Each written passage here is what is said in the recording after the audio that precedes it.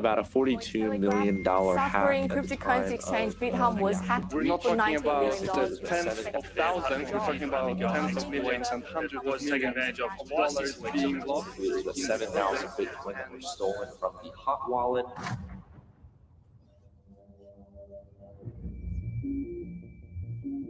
Today, holding cryptocurrencies is courageous.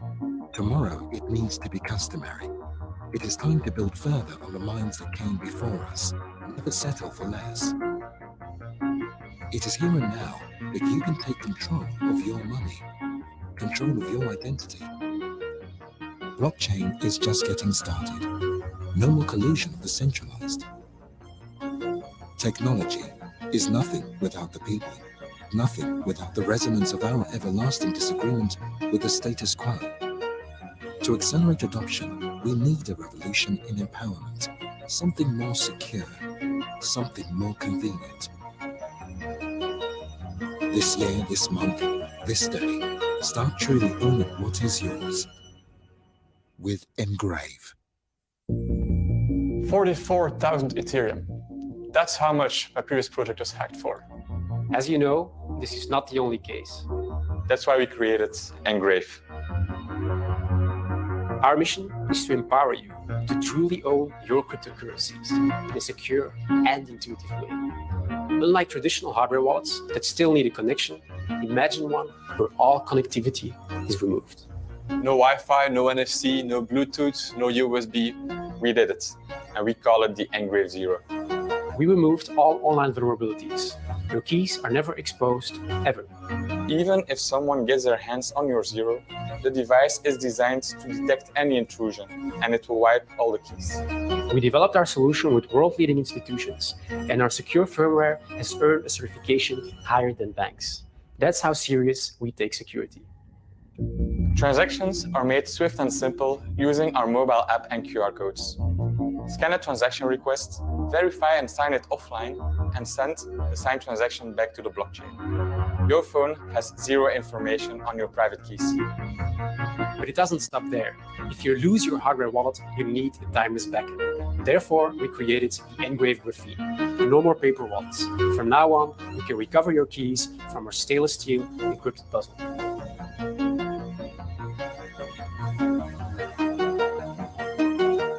Le produit Engrave, c'est la solution pour garder vos tokens et votre crypto-monnaie dans un lieu sûr. To ensure a great customer experience, we involved the end user throughout the entire process. Because of our journey, we deeply understand the need for quality assurance, which is why we make our products in Belgium, the heart of Europe.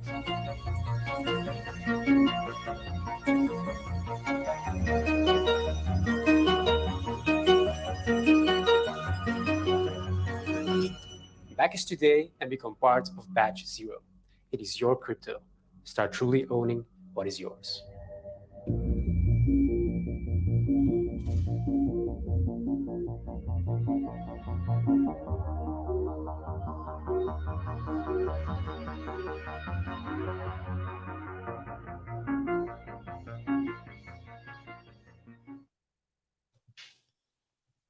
Okay.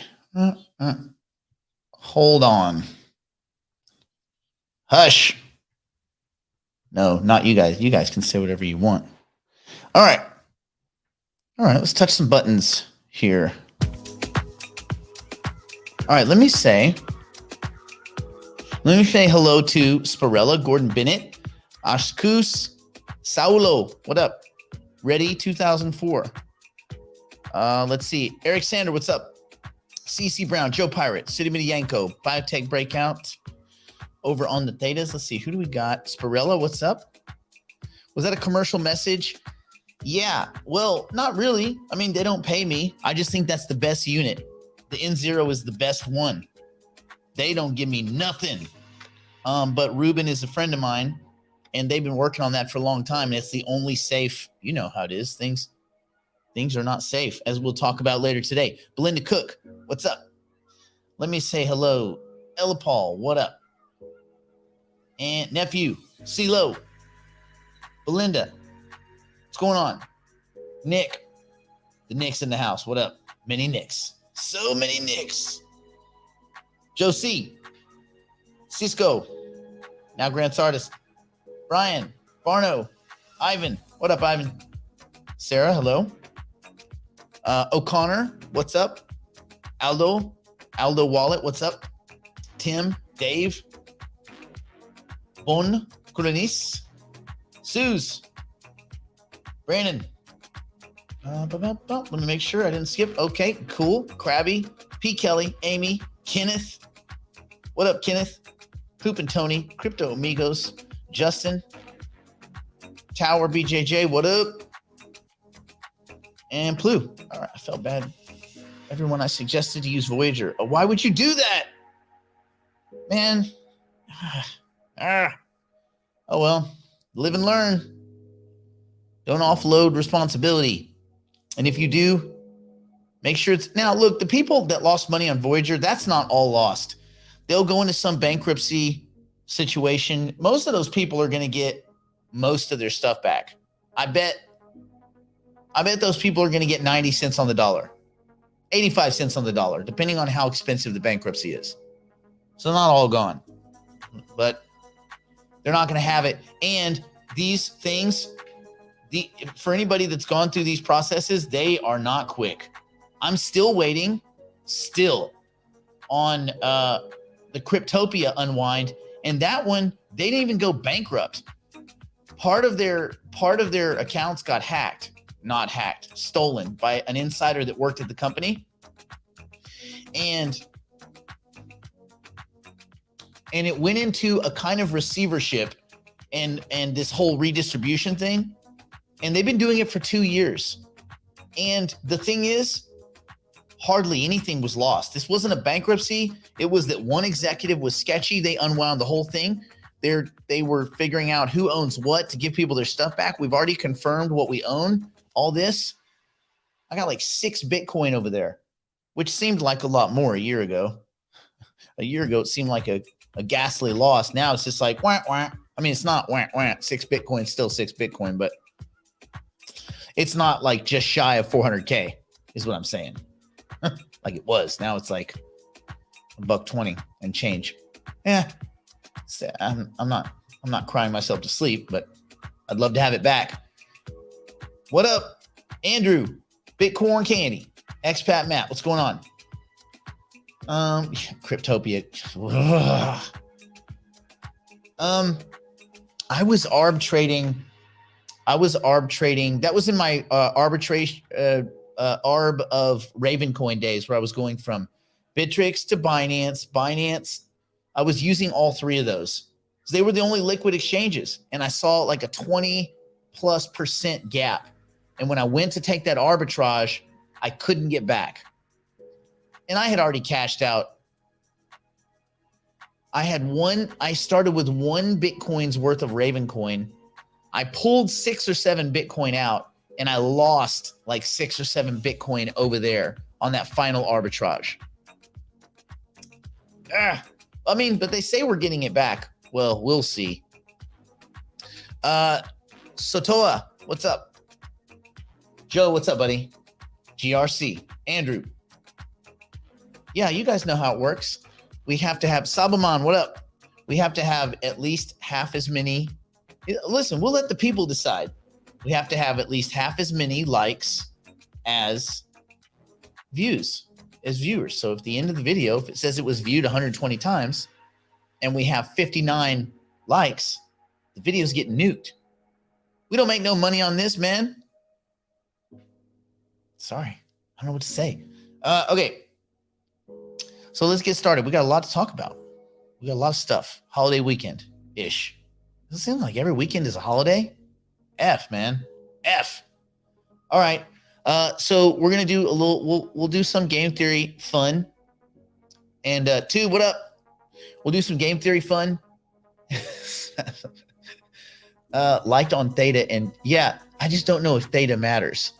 I mean, Theta matters to us Thetans. There's like 6 of us, but I don't know if it matters to anybody else. O'Connor, what up? But yeah, cool.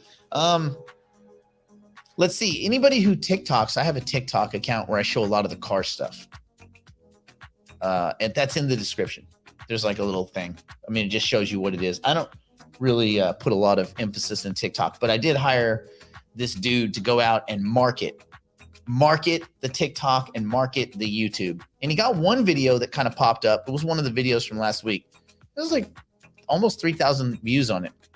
And we got some people that joined off of that. I don't know if it'll amount to anything, but we'll see. Muskie. I'm never going to pronounce this name right, but I'm going to say it's Banujungid. Banujungid. It's a tough one, man. Wanpa. What up? Jungle in the house. What up? Well, we saw this one coming, didn't we? So yeah, today we're going to do some game theory. We're going to talk about Voyager. I'm going to read the article because I don't want you guys thinking I'm putting any hyperbole into it. And KuCoin, real quick, KuCoin is not having financial trouble. As far as I understand, they are pretty solid. But what does hurt these exchanges is when people exit their tokens. When people take their tokens off the exchanges, it hurts if the exchanges were using other tokens as leverage. Normally what happens is there's essentially a liquidity pool. So like say you want to list your token on an exchange. The token will say, cool, but you have to have enough for market makers to get in the middle. A market maker will always buy or always sell depending on the spread. So there has to be a pile of tokens so the exchange can be a market maker.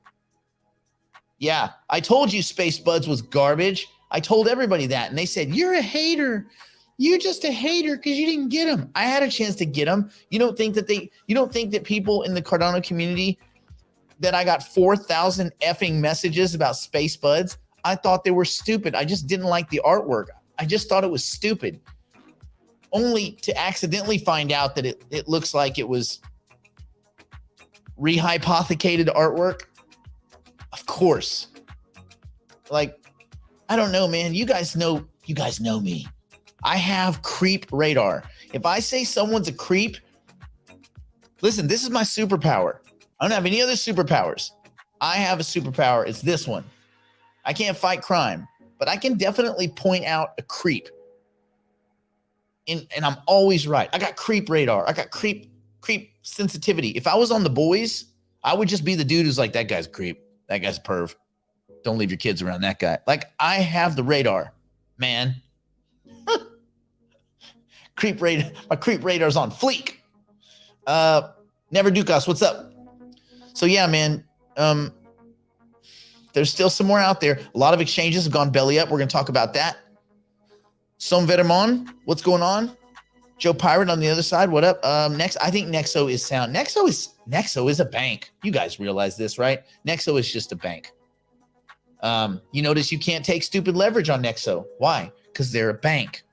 Now, banks might take that. Now, look, a bank can behave whatever way a bank wants to behave. We saw all sorts of bad behavior, 2007, 2008, all that wash out, right? Banks can behave poorly, but I don't think this is that. Cradar. It could be Cradar. I would come in the interrogation phase. I used to have clients that would just hire me to sit in on meetings and say like, who do you not trust? And I would just be like, I don't trust this one. I don't trust this one. I think this one's okay. That's all I would do. They would pay me stupid. I mean, I still do it occasionally. Fly on the wall stuff. So much fun. So much fun. If I was a fly on the wall near Nancy Pelosi, it would just be a constant alarm.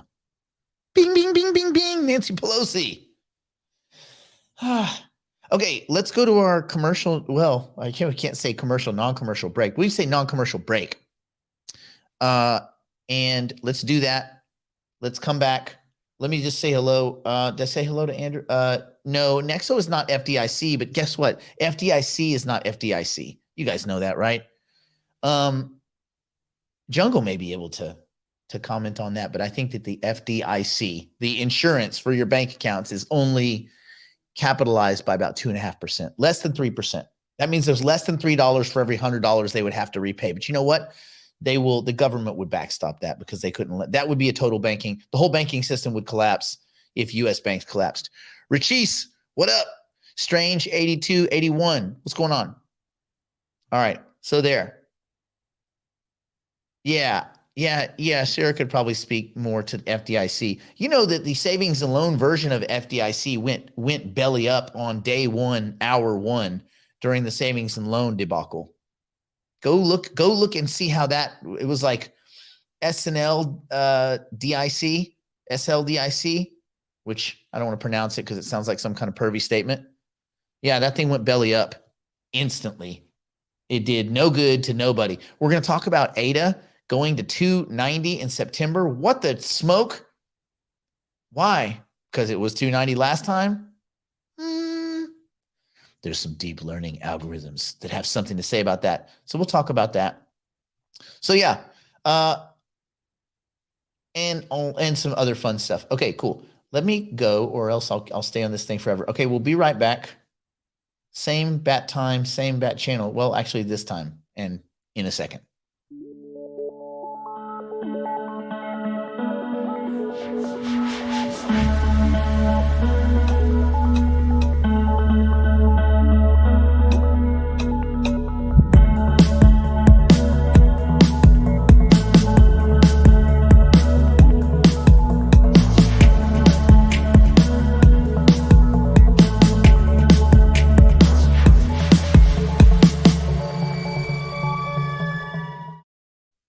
I don't know if I should spread the hopium first.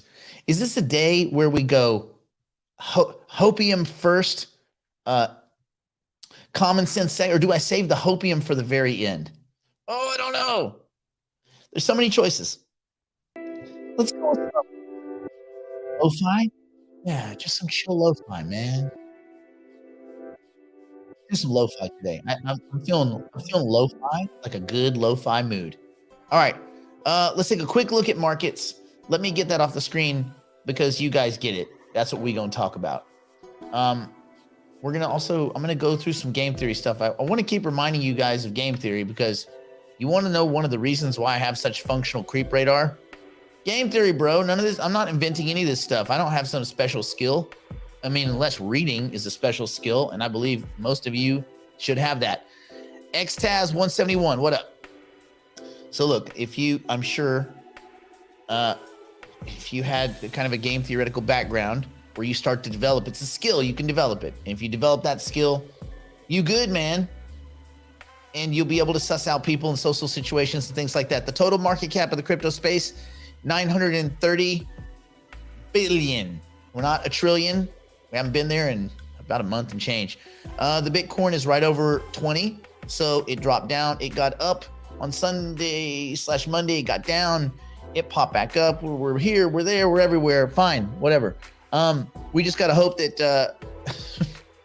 that Michael Saylor doesn't signal that he's buying more. Every time Michael Saylor buys, the crypto market S's the bed.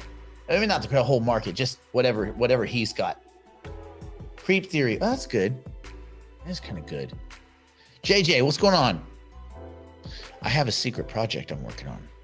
I have two secret projects I'm working on. One is, well, they're both kind of NFT projects. Well, the sticks. I'm not going to go into that, but we are doing the sticks. We're working on the website right now. Brandon's polishing everything up. That's going to be really cool. The almost free mint. When I say almost free, it's like less than 10 bucks or something like that per piece. Like the fees to mint are probably more expensive than the NFTs. Oh, I'm sure of it. It's pretty much almost free because we got to pay Brandon something to maintain the damn website, don't we? Anyway, yeah. So the generative sticks launch is going to come. I don't know when, but it's when we have the website and everything done. All the art's done. All the everything is done. We're just waiting for that final peekaboo. And yes, it will be an almost free mint. And we would probably give them away for free if we could. I don't think we can really do that because we have some people we have to pay that have done a lot of work like coding and stuff like that. IBEX, Emma Games, 1985. What's going on? Hello to you all. Hello. And hello to Nancy Pelosi. She's probably out there. She's probably listening to this show. She probably tunes in because she cares what we have to say. Yeah, exactly. Every time Michael Saylor calls the bottom, I just want to, Anyway, what's going on with Ethereum? Nothing. I mean, look, don't get caught up in the daily. It's fun to, okay, things are green. So what? We need to start looking at the weekly and the monthly to see if we can start stacking some wins. Things have kind of flattened out right here. And if you have been slowly buying into what you consider quality, I think there's still some really good quality, opportunities. Well, of course there is. The whole market S the bed, but in general, you don't see anything that's up on the nothing that's up on the month. You see a couple weekly winners, but looks rare. That's some spammy. That's just some spammy inside baseball. That there's no value in that token, man. Not really. I hope for those of you that are stuck in it that you can get out, but there's nothing there. NewNet still super cheap. I was buying. I'm still going to be buying because it's still too cheap. In my opinion, cheap's not right. It's undervalued. I want to be owning it. I want to be owning AGIX, especially with Rejuve, the app now launching. I've been playing with it. It's pretty cool. Let's see, the dumpster fire token. No one cares. Singularity DAO. They're allowing the new Dynasets will allow them to go short, meaning they're gonna be producing twice the rewards, meaning twice the benefits for the owners of the SDAO token. I'm still an SDAO holder. That's how I'm kind of approaching it. What do I do during the non-commercial commercial breaks? I used to eat milk duds, but I stopped eating milk duds because people were like, your teeth are going to fall out. I was like, crap.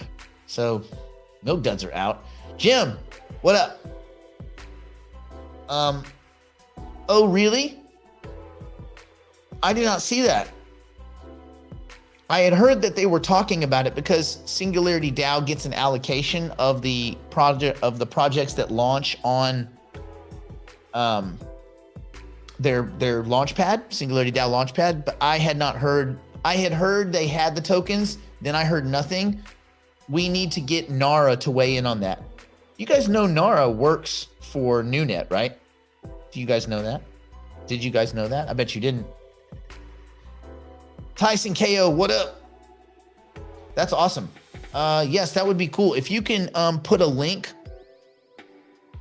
Well, that's tricky. Yeah. Put a link or something and I'll click through it and we'll take a look. That'd be awesome. I love me some free tokes. Okay, so what else is going on? Fetch. So Fetch still looks to me quite enticing. I like the whole AI space. No one was looking at it anyway. They're really not looking at it. Adam, what up? Vassal live on the test net. A lot coming for Cardano. A lot happening. Everybody else is whining, licking their wounds. Wah, wah, wah. A lot is coming. Nara. Yeah, Nara is full-time, as far as I understand. Okay. What do I think about Saitama? I don't know. Ivex, I don't know enough about it to weigh in on it. I don't know enough about it to weigh in on it. I'd rather not make presumptions on stuff that I haven't really dug into. Render. I'm getting close to dumping Render. I would put, since Render is distributed, it's basically, to me, Render is a hacked up dumpster fire version of what NewNet will be. And I want to own NewNet at a penny and a half, as opposed to Render at 50 cents. By the way, just remember that NewNet did hit 22 cents. 22 cents. You don't think they'll ever hit 22 cents ever again? So you're looking at what, a 16, 15x? If it just gets back at when they roll out, listen, you do you. But the reason I'm owning NewNet is my brain is like this. When they roll out to stake pool operators, and just about every stake pool operator is contributing or benefiting from NewNet. NewNet is not Filecoin is distributed data, is distributed storage. JJ, good question. If NewNet was just storage, but this is with NewNet, you're offering up compute resources, right? Like hashing resources. Think of NewNet as you take every one of your devices anything that computes anything.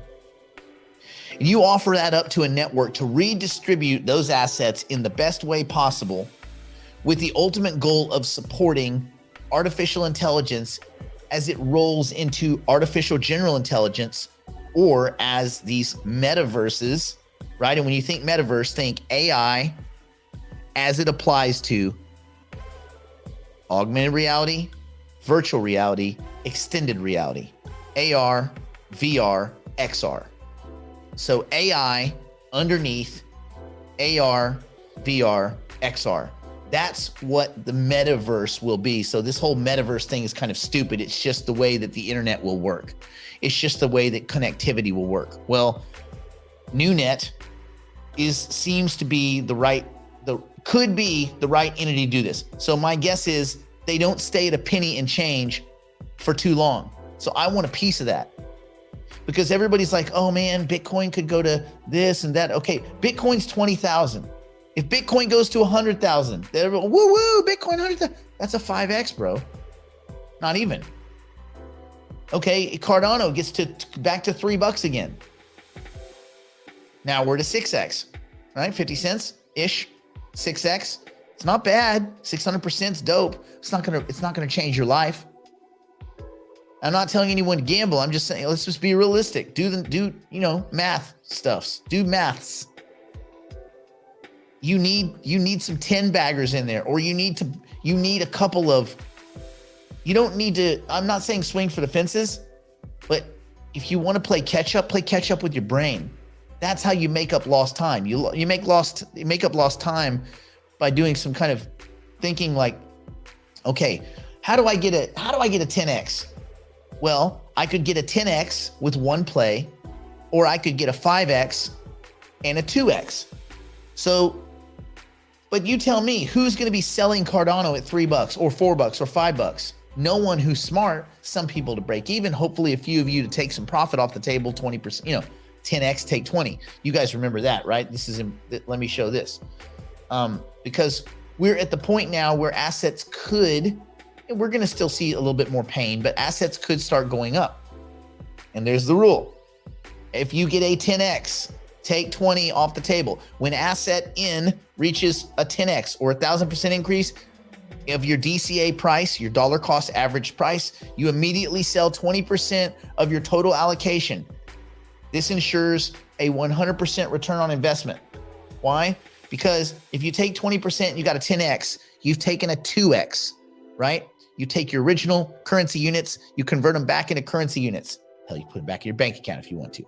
Not me, but you. And then you have another 100%. They can never win. It's like in war, like in paintball. As long as you shoot two people, they can never break even. If you get a 2x, if you lock in 20% after 10x, the universe can never steal it back from you if you don't give it back. Does that make sense? You win. You win immutably. Majid 1353, what up? Good to see you. Daboog, what's going on? So don't let the universe get it back. And by the way, after you get a 10x and you take 20%, what happens next? You say, how do I keep going? Every 2x after that, you take 10. When that asset in doubles in value, 200% increase from your last sale, okay? You sell 10% of your total remaining allocation of in. This ensures continual, gradual, 180% return on investment. Does that make sense?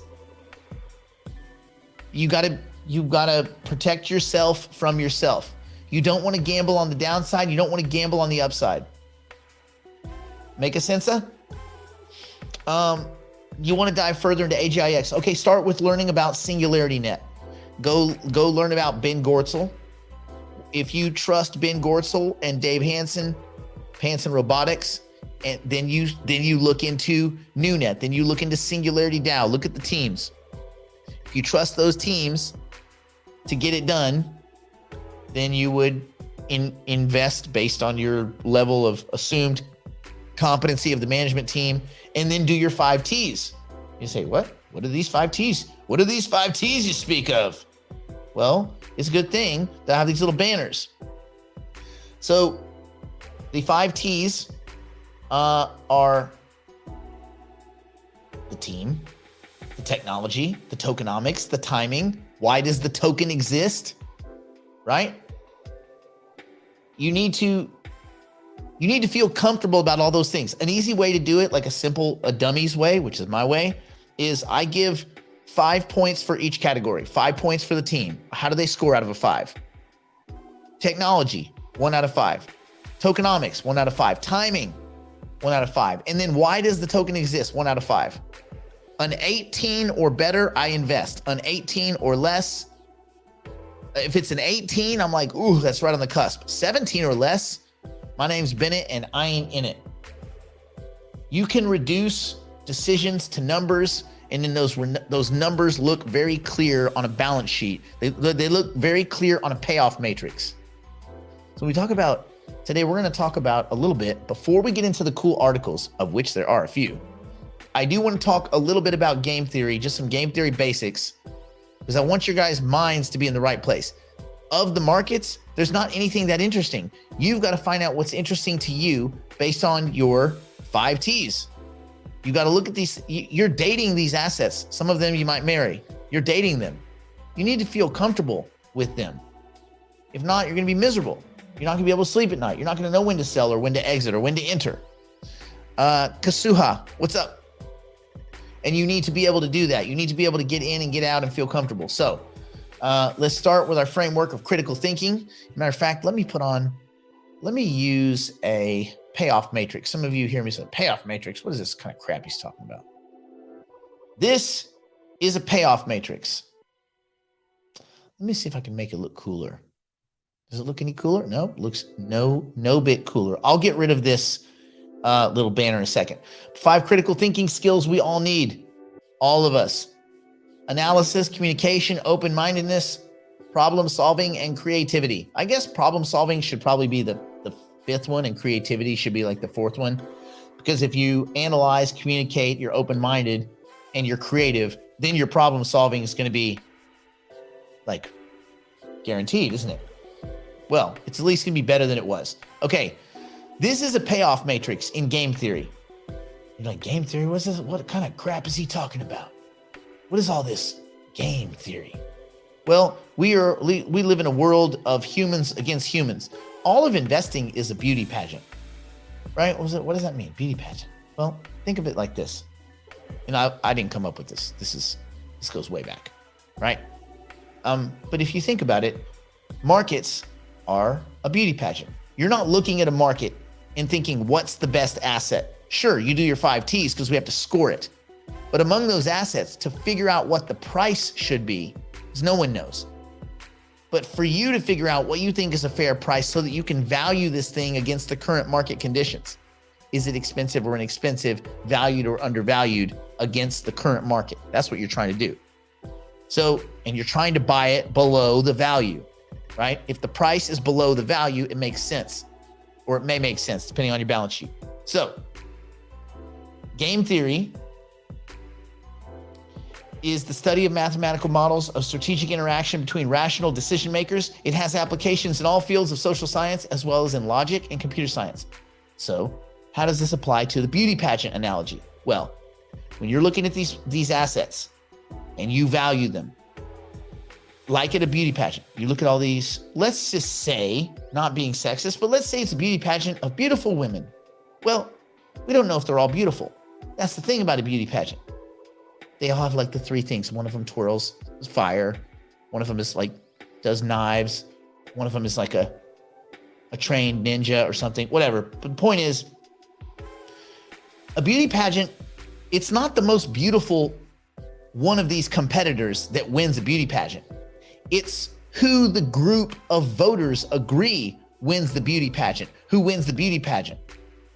That gets into a discussion of majority, honest and dishonest majority, aggregate IQ, competency, sanity, things like this. It's not so clear. You can't just look and go, well, that's clearly the most beautiful woman. Doesn't matter. Beauty pageants are not reality. In the same way that these markets It's not the best man wins. It's the assumed best wins. Does that make sense? So you're trying to front run with game theory and some kind of analysis what other people are how they're going to vote, how consensus is going to vote.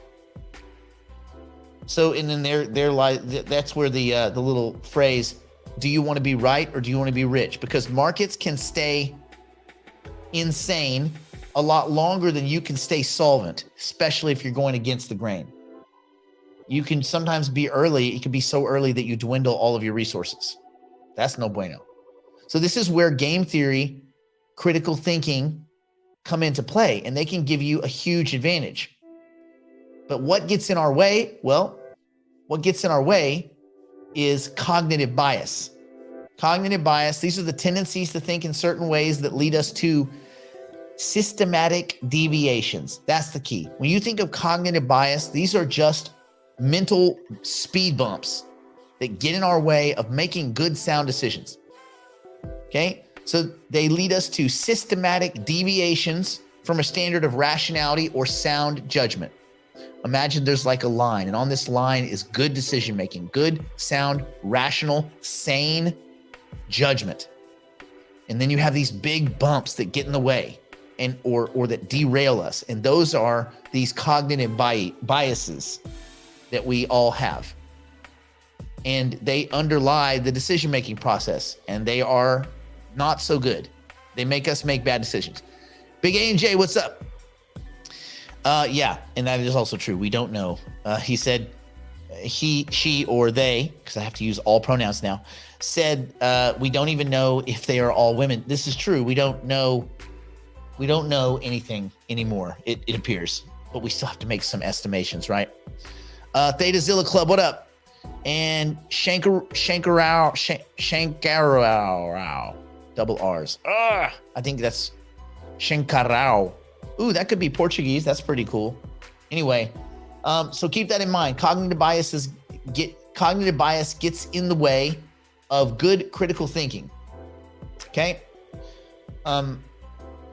Why does game theory, do you think, apply into economics?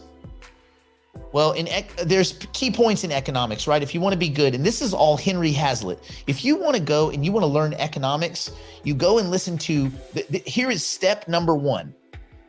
You go and listen to Economics in One Lesson by Henry Hazlitt. I know a bunch of you have done this. It's so boring good. It's so boring good. It's really important. But anyway, in economics, you want to focus on long run outcomes, the long run, not the short term, not the first thing that the white ball hits, but everything else after that, all the little interactions and how they will promulgate out. Okay, focus on the long run and all the groups involved. Economics can be subjected to vested interests, not to mention, some perverted and perverse incentives can kind of juice the markets in weird ways that make sense usually after the fact, because humans are greedy Fs. Okay. Long run effects are more complicated than short run effects. Again, the pool table analogy. You hit the white ball, it hits the next ball, all of the other complicated particle interactions ensue. This is why weather is so difficult to predict. You can make some net predictions, but in weather systems, there's so many particle interactions that we so far can't predict out beyond about 6 or 7 days still, with the kind of compute until we get to probably generally intelligent, artificial general intelligence, right? Like a digital super intelligence. And then we will probably be able to do that. Not now, not yet. Okay. And finally, assumptions in game theory in economics. There's the assumption of rationality and maximization. It's assumed that players within a game are rational and they strive to maximize their payoffs in the game. Okay. So understanding that, this is a payoff matrix. And let me know if you guys have seen these payoff matrices before. They're really cool. And what they allow you to do, they allow you to reduce some kinds of complicated situations into non-complicated mathematical decisions. So if we're taking a look at this, let me set this up. This is the prisoner. This is a version of the prisoner's dilemma. So Walter and Jesse, they do a crime. They're criminal crime people with a crime. They do a crime. and they get caught and they're put in separate rooms. Club ADD, what up? I get it, ADD, well played. And they pull their crime and they get caught and the cops have them and they're interrogating them. Now, Jesse and Walter have two choices. They can either confess to their crime or they can deny it. Now, ideally, you'd think, man, so let's go to the bottom right. Okay, in the bottom right corner, you should see Walter. He's denying that he had any involvement. Jesse denying that she had any involvement. So for denying it, there is some evidence. There is some evidence present, enough that if they both deny, they get 4 years, 4 years each. So that would be the best outcome, wouldn't it? I mean, these days, probably if they both denied it and they had any kind of not terrible lawyer, they might get 0 years if they both deny. Problem is, that's not so simple. And as you know, snitches get riches. So you say, okay, well, let's work our way through this payoff matrix. And let's let a little bit of common sense and the assumption of sanity and rational behavior among these clever criminals. So let's look at Jesse. Jesse's on the left. Again, Walter's on top. And what this is a payoff matrix. Walter can either confess or deny, right? Jesse can either confess or deny. So if we look at the top right box, quadrant 1, if you're one of those kind of mathy people, if they both were to confess to the crime, Walter would end up with 6 years. Basically, they're taking a deal, right? Walter gets 6 years, Jesse gets 6 years.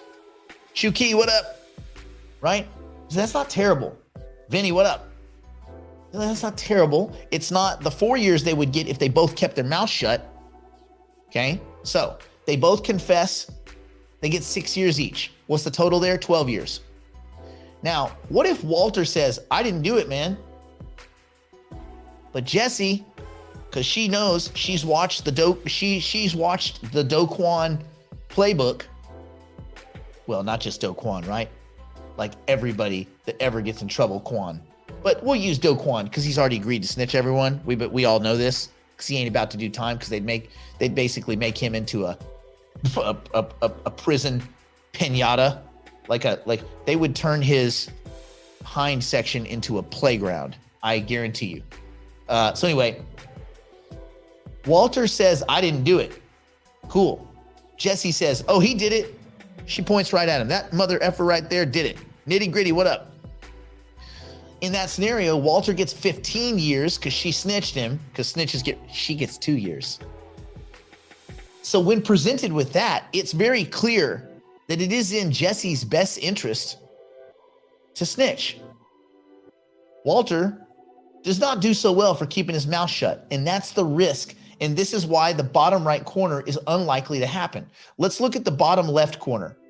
Okay, quadrant, what would be that? 1, 2 would be that 4, right? Because you go in clockwise. But anyway, the bottom left, in this case, Jesse denies, I didn't do it.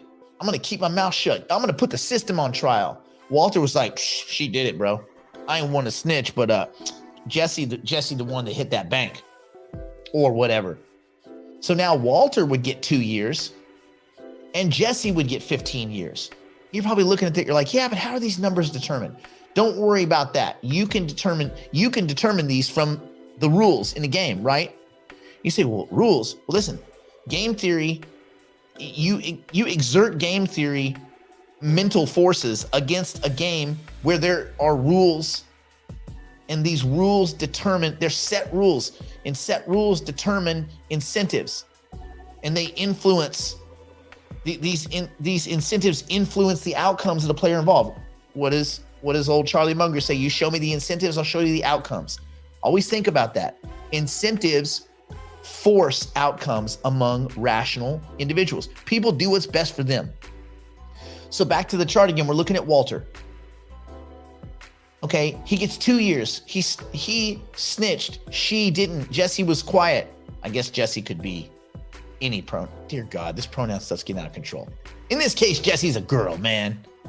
Walter's a man, and Jesse's a girl, man. Anyway, Jesse doesn't, she keeps her mouth shut. I'm putting the system on trial. And she ends up with 15 years. She's going to come out with prison tats looking all stupid and psycho. Okay? So, man, here it is. If you look at every one of these scenarios, is it better to confess or to deny? Well, let's look at the top box again. And this is where it'll start to rain home, to roost. It's better for Walter in the top quadrant. It's better for Walter and Jesse to confess. Off to the right, it's better for Jesse to confess, and it would have been better. 6 years is better than 15 years. Okay, let's go to the bottom left. Walter confesses, Jesse does not. It would have been better for Jesse to confess because 15 years sucks. 6 years is better than 15 years by 9 years. You see the pattern here? And even in the bottom, the only point where it would be better to keep your mouth shut is if you can guarantee that the other person will keep their mouth shut. But looking at this scenario and the risk is if Walter says, I'm keeping my mouth shut and Jesse doesn't and she snitches, he gets nuked for 15 years. So he's looking at the question of 15 years versus 6. Okay, 9 years of my life, a decade back. That's a lot. Any rational individual with 13 seconds of effing math on a napkin is going to come to the conclusion, the unfortunate reality conclusion, that snitches get riches. It is better to confess. This is the prisoner's dilemma. Sure, if they both kept their mouth shut, but that is an unreasonable, untenable scenario. Because in every situation, except for the unreasonable, because you kick out the unreasonable, the best equilibrium, the best interdependent decision is that they both snitch. They both confess. They get 6 years. The total is 12 years there versus the 17 years and the 17 years and the untenable situation of both of them keeping their mouth shut because they can't guarantee that the other one won't snitch. Again, because it makes the most sense. The safety net is you tell it. Does that make sense? And that is, some people would say, well, they'll both be quiet. No, the Nash equilibrium in this case, after Dr. Nash, the Nash equilibrium is confess, confess. That is a payoff matrix. You can reduce any of these situations in game theory into a payoff matrix. Now, this is the first one. There are a variety of different choices to this one. A lot of times they'll make it where if they both keep their mouth shut, it's like zero time. And people go, yeah, I'll take that one. No, because somebody else won't risk it. If it's the choice between 0, 6 years, and 15 years, people are going to take the 6 years. It's common sense. So you just have to be careful that when you're looking at these scenarios, there is the right decision and there is the correct decision, right? You know, the correct decision is 6 years. The right decision is I'm going to keep my mouth shut. You are too. We're going to both keep our mouth shut. No, that's just, that might be fundamentally morally right, but it is not reality. And we have to live in a world of reality. And this is a beauty contest. There you go. Okay. So that's just a little fun. So anyway, in any of these games, you start from, in any kind of game theoretical situation, your backdrop should be, I start from a position of assuming that all of the players in the game are rational and sane. And from that viewpoint, you can make math-based assumptions on the outcomes of each player, finding the best mutually beneficial scenario where each player has maximized their payoffs while assuming the other players will also maximize their playoffs. Okay? Game theory reduced to the simple is SIPG. We'll say SIPG. Strategic interdependence between players in a game. Strategic interdependence between players in a game. And if you start there and you start building your baseline thinking against game theory, right? Using game theory as the foundation, understanding that cognitive bias will get in the way of sound and rational judgment. It will create those deviations. You look at the world differently. And if you look at the world differently it makes more sense. If you reduce everything to math, the emotion is gone out of it. And if you do that, that's how you win. It's not that you're better at math than other people. It's that you use math and others don't. That's the key. That's why this works. That's why it continues to pay dividends. All right. Burks 2000, what's up? Max, what's up? And Tomb, what's up? Okay. Let's take a slight deviation. Let's go read some articles, some fun stuff. Boom. Voyager. Oh, God. Voyager files for bankruptcy days after freezing withdrawals. Well, if you didn't see this coming, I don't know what to tell you, man. You should have seen this coming. Crypto for Life, what's up? Everybody should have seen this coming. Come on. The cryptocurrency lenders collapse comes after it revealed significant exposure to hedge fund Three Arrows Capital. Oh my Jesus. So you guys know how this thing is starting to unwind, right? Like, Three Arrows. Well, you know what? Let me go through it. Let me just go through it with you. Sit back and relax as I tell you a tale of stupid effing behavior. Dear God, man, if you learn nothing else from today other than game theory, if you extend a loan with no collateral, you got to have something, man. If you extend a loan with no collateral, an indefinite amount, then you're indefinitely going to get punished. Like, this is not so hard to get. This seems to me, it seems so simple. Voyager listed more than 100,000 creditors with Alameda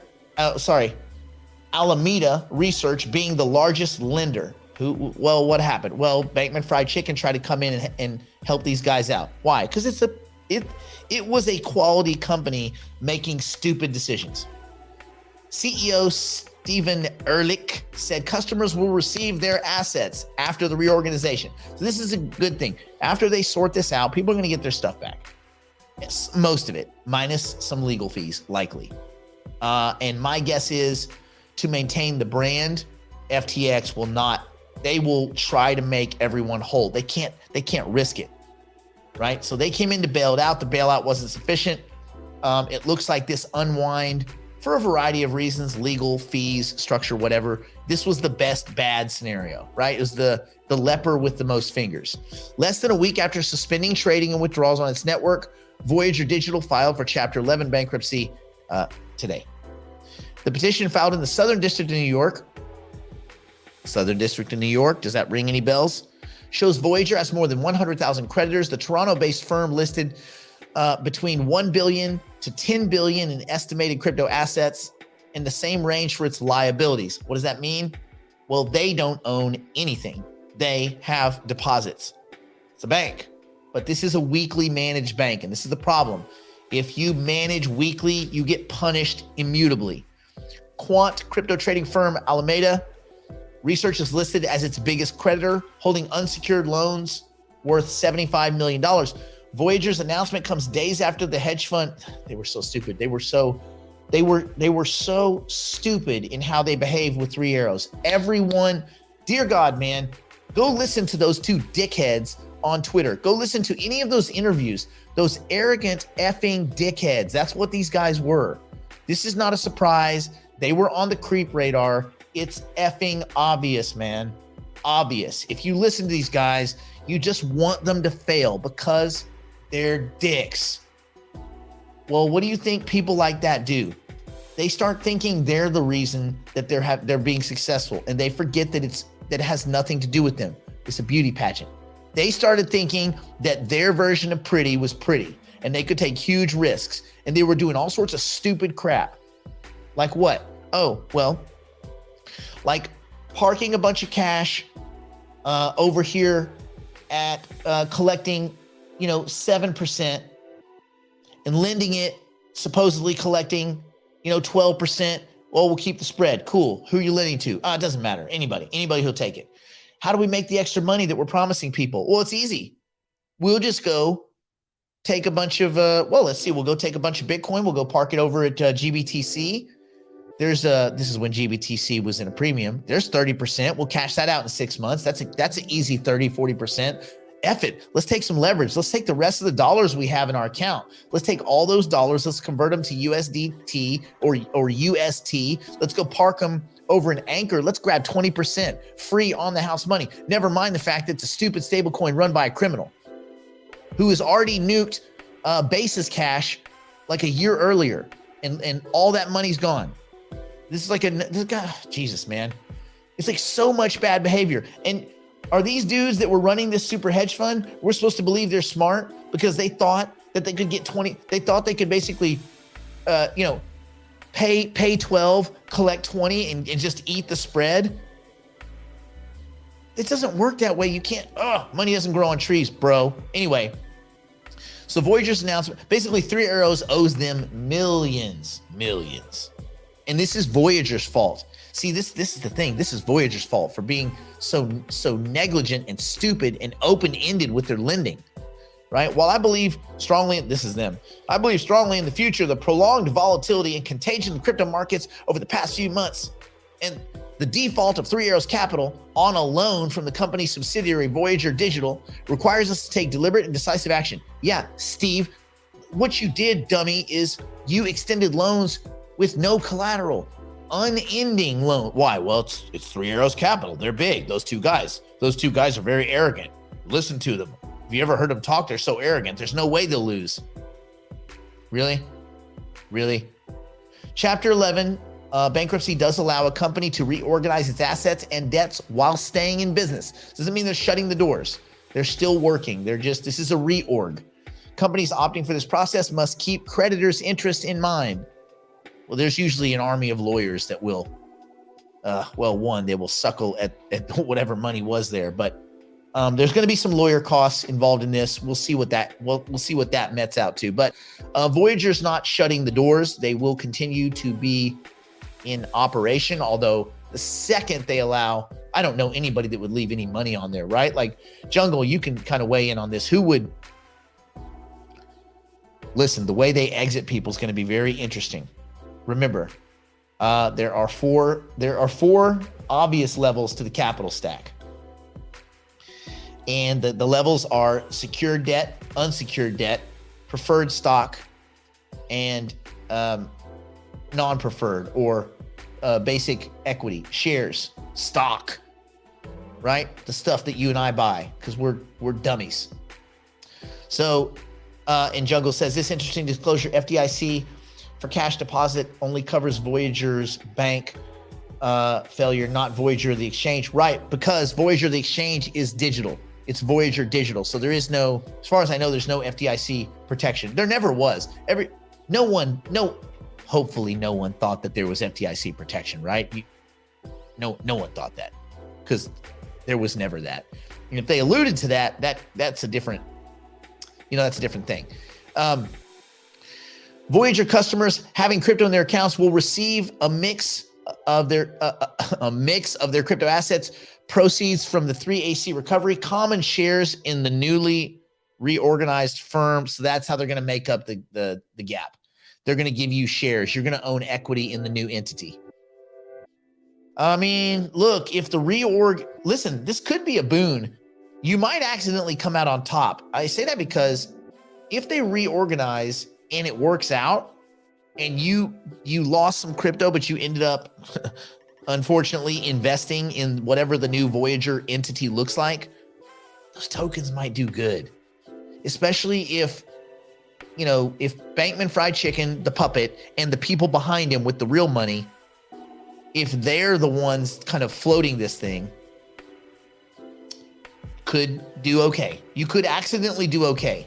But my guess is, I will not be buying Voyager shares. That's where I would weigh in on this. Their exposure to 3 Arrows Capital, they flagged some signs of distress when it sought to recover $657 million allegedly loaned to 3 Arrows Capital. You idiots. I've read this thing 4 times and it still makes my stomach hurt. Its exposure to the hedge fund consisted of 15,250 Bitcoin, 307 million at the time, and $350 million in cash equivalents. Voyager asked for the repayment to be made on June 27th. That did not happen. Three Arrows moved to file bankruptcy, suggesting that the repayment was not made. Well, of course it wasn't made. They're done. And let's see, Voyager has disclosures that USD is FDIC insured. This is only true if the bank messes up, right? Or in the event of a, I think a bank run, right? Because that would be the bank's inability to supply sufficient liquidity. However, the way I understood it is that Voyager, the bank, is protected. Voyager, the digital entity, is not protected. But I may be wrong about that, but I don't think the digital entity had FDIC protection. I think it was the bank. Remember, it's two different. There's Voyager Digital, and then there's Voyager. I don't know. That's tricky. That's going to be, I'm sure we're going to see some clever lawsuits and figure that all out, but that's interesting. The whereabouts of the co-founders, Zhu Su and Kyle Davies, are unknown. Yeah, those mother effers are hiding because they know that, like, at this point, you lose that much money to these guys. It probably also means they were dealing with some unsavory characters, which my guess is, as this comes out, we're going to learn a lot about those two guys and the business partnerships they were keeping. And my guess is it doesn't all look so juicy. It doesn't all look so rosy and sunny and nice and shiny. I don't think they were doing their game theory. A company spokesman told Blockworks at the time the speculation about the firm being insolvent was unequivocally false. Yeah. No, they're not insolvent. It's just that they have left. They have not repaid any loans. They filed for bankruptcy and they're on the run. But yeah. I'm sure they're not really insolvent. They just owe more money than they have. They're bankrupt and they're on the run. So, it's an interesting. I wonder if that company spokesman has worked for the Trump administration. On July 1st, Voyager suspended trading. They suspended deposits and withdrawals and loyalty rewards. Well, they shouldn't have suspended loyalty rewards. If they force loyalty, they should still pay the rewards. That seems dickish. I mean, even Celsius, that's basically belly up. I still get a little email. You know what? I have it's funny. They did this thing on Clubhouse where you could set up an account for free and you got $60. I got 50 or $60. That was the extent of my exposure to Celsius, was my free account. I had $60 worth of Bitcoin and I still get 1 penny a week. I wonder if I can take those pennies out. Voyager's token, VGX, is down 92% this year and has fallen 74% in the last month to 23 cents. It's 21 cents right now.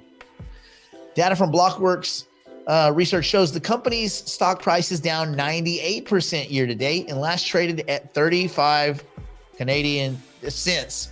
cents Canadian dollar, or 27 US dollar cents.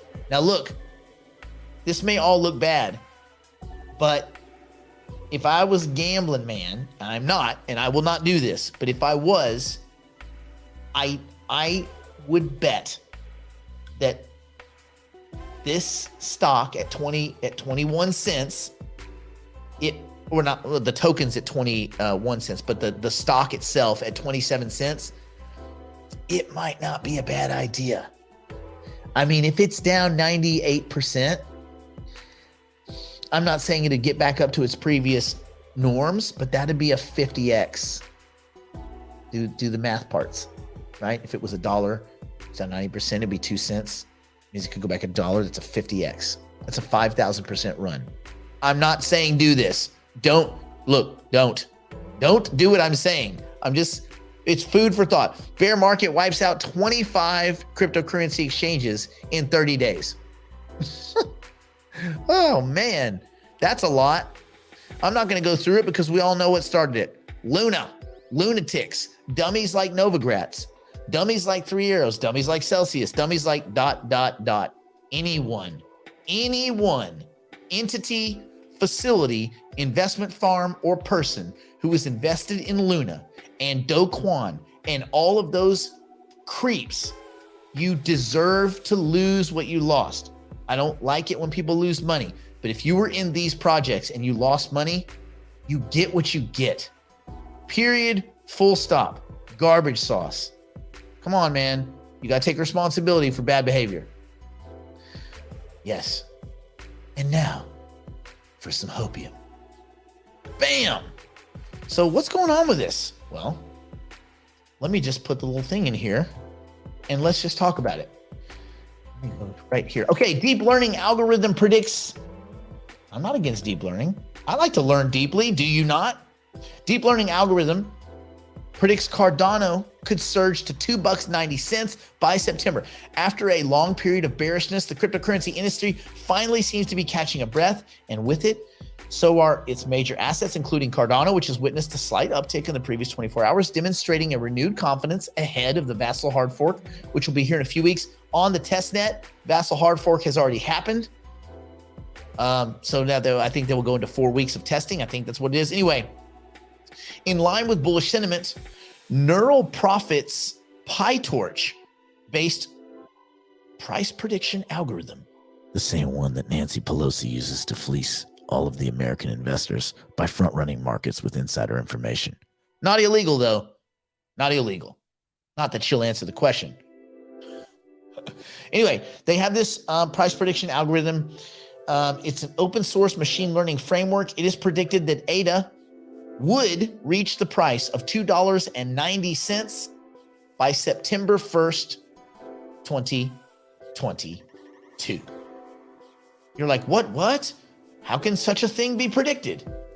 Well, the prediction model covers the period from July 31st to December 31st, 2022. And although it is not an accurate indicator of future prices, its predictions up until the abrupt market collapse of the algorithm-based stablecoin Terra have historically proven to be relatively correct. So take what you will from this. If you want some hopium, take some hopium. If you want some reality, I don't know, man. I don't know how, but they're looking at a lot of things. They're looking at market sentiment. They're looking at statistical math. They're looking at, things that I don't think equal. They don't equal hopium for me. I'm taking this with less than a grain of salt. So it's worth noting that the crypto community at CoinMarketCap is also bullish on the Cardano token. That's interesting. So the social sentiment analysis is positive, although its predictions for the same period are slightly lower. In fact, the community votes have predicted that on August 31st, ADA will trade at 79 cents. That'd be cool. That'd be up, 73% from here? That's not bad. It's better than like one of those hot fire pokers in your eyeball, right? So when it comes to more future or near future predictions for July 31st, the community has estimated ADA could be trading at 88 cents. That's the end of this month. Woo woo. On the other hand, the algorithm for the same period predicts the price to reach 163. So look, if by the end of this month we're at $1.63, I might be more interested to come back and revisit this article and actually go take a look at this price predictive technology. But there's a lot of moving parts, bro. There's a lot of moving parts, and I don't know. I don't think we're there yet. As things stand, Cardano is trading at 45 and change cents, an increase of 0.65 over the past 24 hours. However, price is still 2.6% lower than 7 days before, with a total market cap of around 15 point. Well, we know what the market cap is, don't we? We can go right here. Cardano's at 45.8 cents. We're at 14.69. So based on that, Cardano has begun the mainnet countdown for the Vassal hard fork. It guarantees lower costs, higher throughput, improved performance, and a better development experience. And if you can entice developers, this is extremely important. Blockchain's developer, IOHK, recently successfully launched the Vassal hard fork on the testnet. So listen, this is not bad. This is cool. Is it going to hit 290? No one knows, not even this deep learning algorithm. But it's kind of nice to see that at least the kind of people that are investing believe we're going to see about 88 cents. And if by the end of this month, and I would hope someone would remind me, but if by the end of this month we're at about $1.50, $1.60, then I might revisit my thoughts on on what deep learning, predictive analysis on the price of Cardano might met out, right? We have to factor that into our game theory. Eventually, the robots win. Claim free coins. What's going on? Big A and J. What's up? Jim Ham. Also, what's up? All right, cool. Stay in school. Don't do drugs. Don't do anything my poor insolvent drunk strung out on meth grandmother wouldn't do. And remember, what would Jesse and Walter do? Well, they would tell it, wouldn't they? They would tell it. They would just straight up give up the ghost. They would snitch you rotten because apparently snitches get riches.